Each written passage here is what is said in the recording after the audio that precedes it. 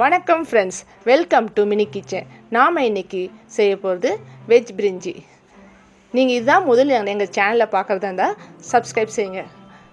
Veg பிரிஞ்சி செய்ய தேவையான பொருட்கள்: புதினா 1 பொடி, வெங்காயம் 4, தக்காளி 3, கேரட் 1, நூக்கல் 1, உருளைக்கிழங்கு 1, பூண்டு 2, இஞ்சி 3 துண்டு, சின்ன வெங்காயம் 5, பச்சை பட்டாணி ஊற வச்சு வேக வச்சது 50 கிராம், பச்சை மிளகா 3, பாதாம் 9, எலுமிச்சைப்பழம் 1, பிரெட்டு, பட்டை, லவங்கம், ஏலக்காய், கிராம்பு, அன்னாச்சி மொக்கு, தேங்காய் பால் 3 கப்பு, பிரிஞ்சி அரிசி 1/2 கிலோ, தனியா 1 டேபிள் ஸ்பூன், சோம்பு 1 டேபிள் ஸ்பூன். கடாய் வச்சுட்டு 2 டேபிள் ஸ்பூன் எண்ணெய் ஊற்றி அதில் நம்ம மசாலாவுக்கு தேவையான பொருட்களை வதக்கி எடுத்துக்கணும். முதல்ல தனியா 1 டேபிள் ஸ்பூன் போட்டு, சோம்பு 1 டேபிள் ஸ்பூன் சேர்த்துங்க. அதுலேயே பூண்டு, இஞ்சி போட்டு நல்லா வதக்கணும். பூண்டை தோல் உரிக்கக்கூடாது. தோல் உரிக்காமல் அப்படியே போட்டு அரைச்சி நம்ம சாத்தில் போட்டோம்னா நல்லா டேஸ்ட்டாக இருக்கும், வாசனையாக இருக்கும் சாதம். மிதமான தீயில நல்லா வதக்கி எடுத்துக்கணும். வதங்கின பிற்பாடு ஒரு பிளேட்டுக்கு அதை ஷிஃப்ட் பண்ணி பேன் காற்றுல ஆற வச்சுருங்க. அதுங்காட்டி கடாயில் 4 டேபிள் ஸ்பூன் எண்ணெய் ஊற்றி பட்டை, லவங்கம், ஏலக்காய், பிரிஞ்சி இலையெல்லாம் போட்டு வதக்கிக்கணும். இது பொரிஞ்ச உடனே அரிஞ்சு வச்சுருக்க வெங்காயத்தை அதிலே சேர்த்துக்கணும். சின்ன வெங்காயமும் அதிலே போட்டுக்கணும். இதை இப்போ நல்லா வதக்கணும். இது வதங்குற நேரத்தில் நம்ம ஆற வச்சுருக்க மசாலாவை மிக்சியில் போட்டு நல்லா நைஸாக விழுதாக அரைச்சி எடுத்துக்கணும்.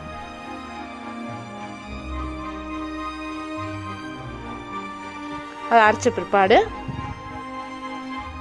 இப்போ கடாயில் நம்ம வதக்கிட்டு இருக்கோம் இல்லையா வெங்காயம், அது கூட பச்சை மிளகாவை சேர்த்துங்க.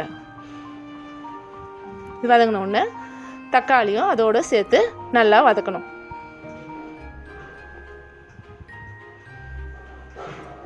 ரொம்ப ஹை ஃப்ளேம் வச்சிடாதீங்க, மிதமான தீயிலே நல்லா வதக்கிடுங்க.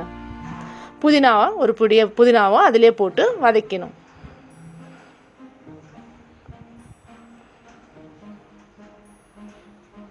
நல்லா வதங்கி வரும்.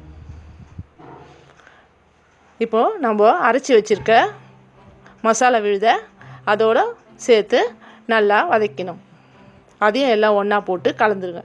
கலந்து நல்லா வதக்கிடணும். ஒரு வதக்கிட்டு நம்ம அரிஞ்சு வச்சுருக்க வெஜிடபிள்ஸ் எல்லாத்தையும் இதோட போட்டு இப்போது வதக்கணும். கேரட்டு, நூக்கல்,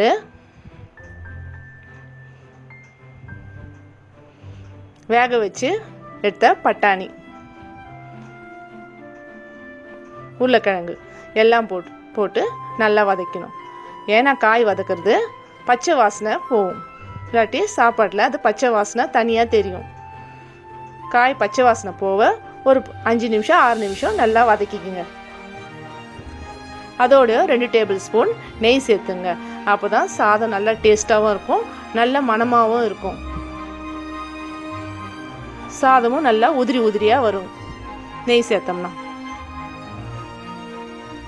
எல்லாம் போட்டு நல்லா வதக்கிக்கணும்.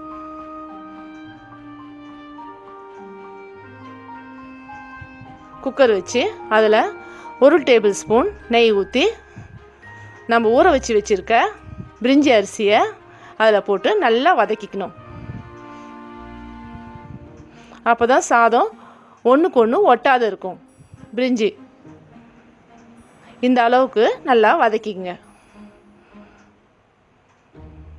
அடுத்து நம்ம வதக்கி வச்சுருக்க மசாலாவை சாத்தில் போட்டுடணும். போட்டு நல்லா ஒரு கலரிட்டு அதுலேயே தேங்காய் பால் 3 கப் தேங்காய் பால் வச்சுருக்கேன் இல்லையா, அதையும் அதில் போட்டுக்கணும். நான் அரிசி வந்து 3 கிளாஸ், நான் அளந்ததுக்கு 3 கிளாஸ் வந்துச்சு. அதுக்கு 5½ கிளாஸ் தண்ணி ஊற்றணும். அந்த 5½ கிளாஸுக்கு 3 கப்பு தேங்காய் பால், அடுத்து 2½ கப்பு தண்ணி எடுத்துக்கினேன். எல்லாமே சேர்த்து 5½ கிளாஸ் கணக்கு போட்டு தண்ணி வந்து நான் இவ்வளோ தான் சேர்த்துக்கினேன். உங்களுக்கு 1க்கு 2ன்ற கணக்கு வச்சு நீங்கள் உங்கள் இதுக்கு நீங்கள் போட்டுங்க. மிளகாய்த்தூள் 1 டேபிள் ஸ்பூன் போட்டுங்க. உப்பு தேவையான அளவு.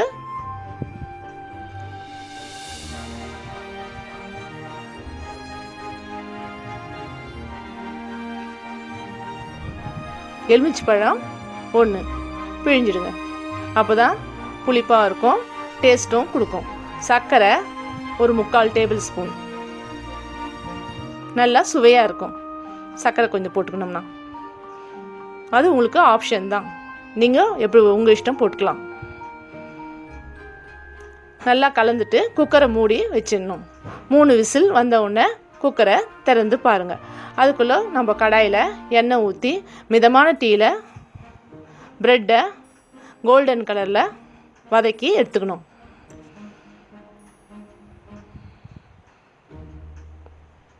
இந்த பதத்துக்கு எடுத்துங்க ப்ரெட்டை.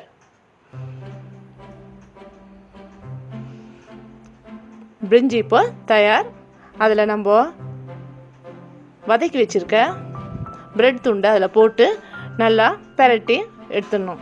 எடுத்து மூடி போட்டு மூடி வச்சிடணும்.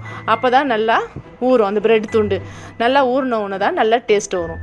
சாப்பாடு எப்போவுமே பிரிஞ்சி செய்தாலுமே ஒரு 20 நிமிஷம் மூடி வச்சிடணும். அப்போ தான் வந்து நல்லா சாதம் நல்லா ஊறின பிற்பாடு தான் நல்லா டேஸ்ட் வரும். இது கல்யாண வீட்டு பிரிஞ்சி, இது ரொம்ப டேஸ்ட்டாக இருக்கும். நீங்களும் உங்கள் வீட்டில் ட்ரை பண்ணி பாருங்கள். சப்ஸ்கிரைப் செய்யுங்க, லைக்ஸ் பண்ணுங்கள், ஷேர் பண்ணுங்கள், கீழே உள்ள பெல் பட்டனை ப்ரெஸ் பண்ணுங்கள். இப்போ வெஜ் பிரியாணி தயார். இதுக்கு சைட் டிஷ் தயிர் பச்சடி யூஸ் பண்ணுங்கள்.